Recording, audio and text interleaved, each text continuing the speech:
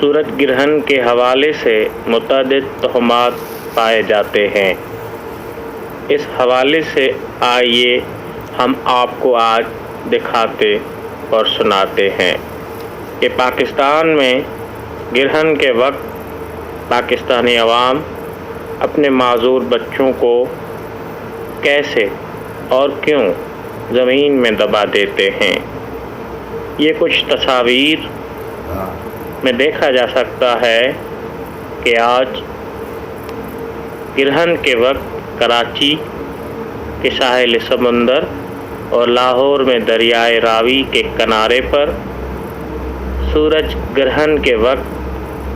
کراچی اور لاہور کے لوگوں نے اپنے اپنے معذور بچوں کو مٹی میں کیسے دبا دیا تھا، اور وہ سارے معذور بچے سورج گرہن کا وقت ختم ہونے تک یوں ہی مٹی میں دبے رہے۔ والدین کا کہنا تھا کہ ہم نے یہ بچے اس امید کے ساتھ مٹی میں دبائے رکھے ہیں کہ وہ اپنے پاؤں پر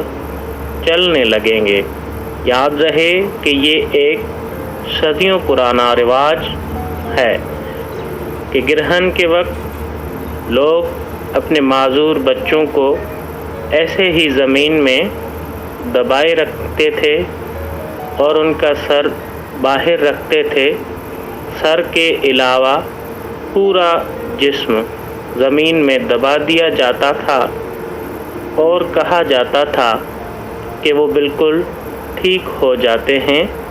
اور اپنے پاؤں پر صحیح چل سکتے ہیں، اور اس رواج کو آج بھی